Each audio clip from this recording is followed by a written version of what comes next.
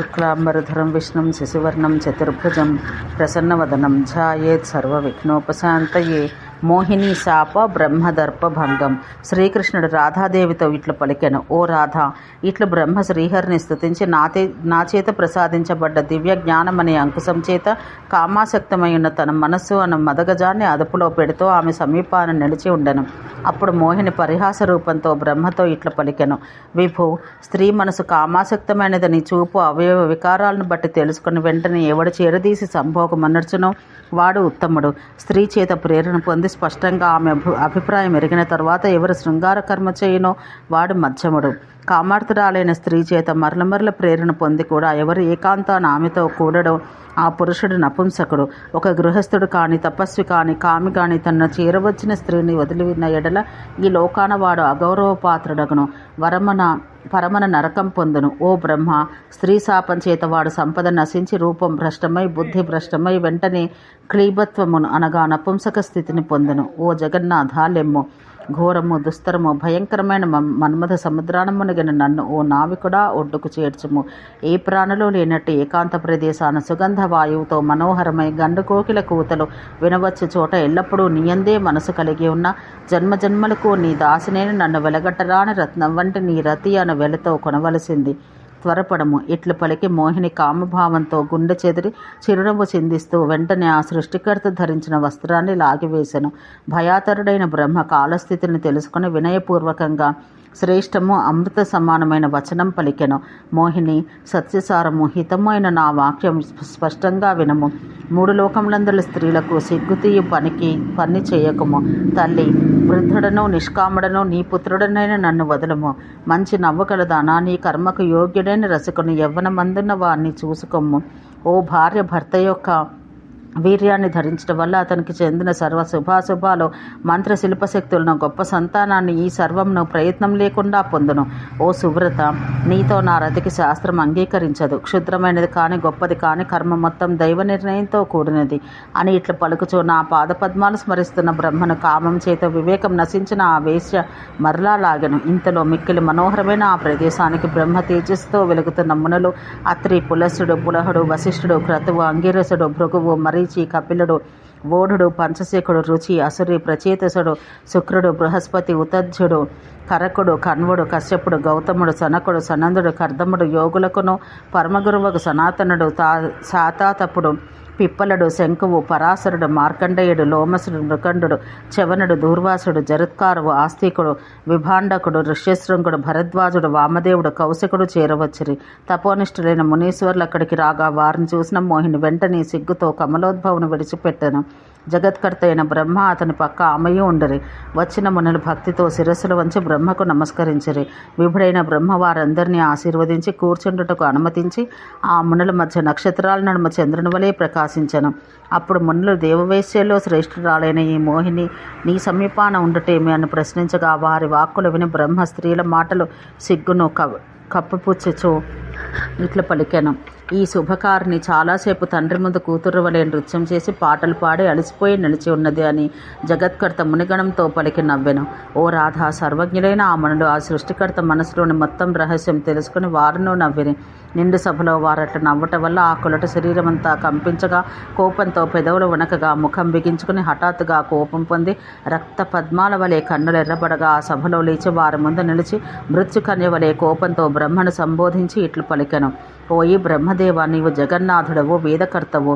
వేదమందేమి చెప్పబడింది, దానికి విరుద్ధమైన కర్మ ఏది? వేదవేత్తల్లో పెద్దవాడా, నీ మనస్సులో విచారించుకొనము.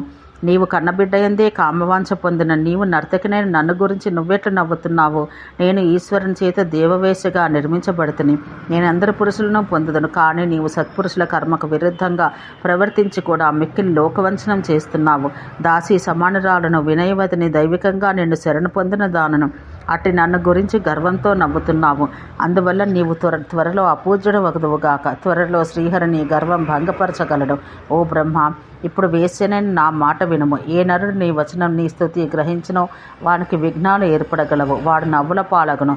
ఇక ముందు దేవతలకు యుగ యుగాలందు ఏడాదికి ఒకమారే పూజ జరుగుగాక. నీకైతే పూజ మాఘ సంక్రాంతి ఎందు తప్ప మరల జరగదు. ఈ కల్పమందు కానీ కల్పాంతరమందు కానీ ఈ దేహం ఉన్నప్పుడు కానీ మరి ఒక దేహం ధరించినప్పుడు కానీ రెండవసారి పూజ నీకు జరగదు.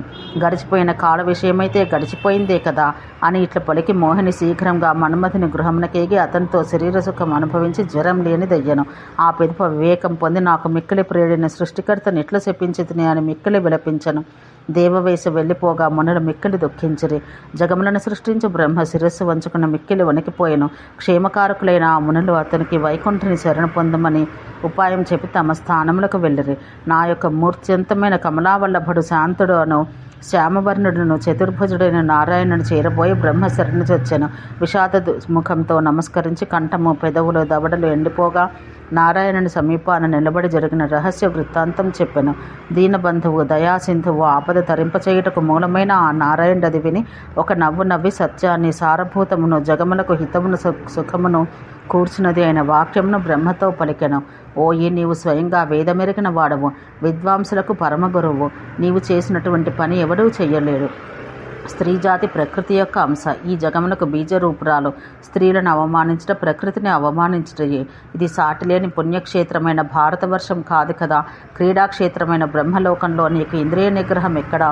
భారతవర్షమందు కూడా కామార్తురాలై ఒక స్త్రీ స్వయంగా రహస్యంగా చేరవచ్చినప్పుడు జితేంద్రియులను త్యజించరాదు. త్యజించిన ఎడల అట్లా మోసగించిన వాడు మరణించి నరకం పొందును. ఆ స్త్రీ దుఃఖార్తురాలై అతనికి శాపమిచ్చటం నిశ్చయం. లోభంతో కాని కామసుఖాపేక్షతో కాని తన భార్యను వదిలి పరస్త్రీని స్వీకరించేవాడు అధముడే. ఈ విషయంలో సందేహం లేదు. ఆ పురుషుడు తనకంటే ముందు 10 తరాల వారిని, తన తర్వాత 10 తరాల వారిని ఉత్తమగతి నుండి పడగొట్టి తాను నరకంలో పడను. ఏ కుల స్త్రీ కామంతో తన భర్తను విడిచి పరపురుషుని చేరబోవునో ఆ స్త్రీ అపవిత్రురాలగుచున్నది.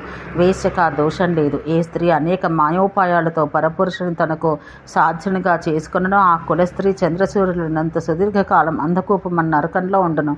దేవవేశ్య తన జాతి ధర్మాన్ని బట్టి స్వర్గంనే చేరబోవును. అట్టి దేవవేశ్యను అవమానించడం వల్ల పురుషుడు నిశ్చయంగా అపరాధి అగును. ఓ జగత్కర్త, శాపం పొందినవాడు సంసార సముద్రంలో పడిన పాపి దేనివల్ల శుద్ధి పొందునో ఆ ఉపాయం చేయుదును. క్షణకాలం ఆగము అని ఇట్లా పలుకుతుండగా ఇంతలో ద్వారపాలకుడు ఒకడు త్వరగా వచ్చి శిరస్సు వంచి శ్రీహరి ముందు ఇట్లా పలికెను. వేరొక బ్రహ్మాండాధిపతి అయిన దశముఖ బ్రహ్మ మహాభక్తుడు నిన్ను దర్శించుటకు వచ్చి ద్వార ప్రదేశాలను నిలిచి ఉన్నాడను. ద్వారపాలకుని ఆ వాక్కుని శ్రీహరి వచ్చిన వ్యక్తిని లోనికి పంపుటకు అనుమతి ఇచ్చాను. ద్వారపాలకుని ఆజ్ఞతో ఆ 10 తల్లుల బ్రహ్మ లోనికి వచ్చి భక్తితో చతుర్ముఖ బ్రహ్మకు ఇంతకు ముందు వినని చిత్ర విచిత్రాలైన స్తోత్రాలతో స్తుతించిన పిదప శ్రీ మహావిష్ణువు యొక్క ఆజ్ఞ వల్ల చతుర్ముఖుని ముందు కూర్చుండెను. శ్రీమన్నారాయణుడు చతుర్భుజులైన తన ద్వారపాలకులను పిలిచి దర్శనార్థం వచ్చిన వారిని కూడా ఆదరంతో లోపలికి ప్రవేశపెట్టడని చెప్పాను. రాధను ఉద్దేశించి కథలు చెప్పు శ్రీకృష్ణుడు, ఓ బృందావన వినోదిని వినుము. ఇంతలో మిక్కిలి వినయంతో వంగి ఉన్న శతముఖ బ్రహ్మ అక్కడికి వచ్చాను. మిక్కిలి సుందరంలో సర్వజీవులకు ఆశ్రితములో శ్రేష్టములైన దివ్య స్తోత్రములతో గంభీరంగా ఉన్న వాటితో స్తుతించి ఆ ప్రభువు సభలో ముందు వచ్చిన బ్రహ్మల కన్నా ముందు కూర్చుండెను. ఇంతలో ఇంకొక బ్రహ్మాండాధిపై అయిన సహస్రవదన బ్రహ్మ శ్రీహరి ముందుకు వచ్చి భక్తితో వంగిన తలలు కలవాడై సభలోని బ్రహ్మలందరికీ ఇంతకు ముందు విననట్టి ప్రశస్తమైన స్తోత్రాలతో స్తుతించి కూర్చుండెను. అప్పుడు స్వామి ఆ సహస్రముఖుని అన్ని బ్రహ్మాండముల యొక్కయో ఆ బ్రహ్మాండమును బ్రహ్మల యొక్కయో ఆయా బ్రహ్మాండములందరి దేవతల యొక్కయో వార్తలు వరుసగా ప్రశ్నించను. చతుర్ముఖ బ్రహ్మకు ఆ బ్రహ్మలను చూసి గర్వభంగమయ్యను. ఆ గర్వంతో తనను విష్ణువుతో సమానంగా భావిస్తున్న చతుర్ముఖ బ్రహ్మకు ఇట్లు గర్వభంగమై చచ్చిన వాని వలె ఉండగా శ్రీహరి చూసి దయతలచి ఇతర బ్రహ్మాండములందరి బ్రహ్మలను చూపలేదు. నావాడైన నారాయణ యొక్క శరీరమందు ఎన్ని రోమాలున్నవో అన్ని సంఖ్యల బ్రహ్మాండాలున్నవి. ఆ వచ్చిన బ్రహ్మలు నారాయణునికి నమస్కరించి తమ తమ లోకాలకు వెళ్ళిరి. అప్పుడు చతుర్ముఖ బ్రహ్మ తాను మిక్కిలి చిన్నదైన దేశానికి అధిపునిగా భావించెను. స్వామికి నమస్కరించెను. లజ్జతో శిరస్సు వంచుకున్న 4 తలల బ్రహ్మను చూసి విష్ణువు అడిగాను, నీకిప్పుడు స్వప్నం వలె ఏది చూచితివో దాన్ని చెప్పుము. శ్రీమన్నారాయణుని మాట విని విధి ఇట్లా పలికాను. స్వామి, భూత భవిష్యత్ వర్తమానాలన్నీ నీ మాయ వల్ల ఏర్పడినవే అని ఇట్లా పలికి ఆ సభలో సిగ్గుతో నిలిచి ఉండెను. సర్వాంతర్యామి అయిన ఆ భగవంతుడు అతని శాప విముక్తికి ఒక ఉపాయం చెప్పాను. ఓం శాంతి శాంతి శాంతి.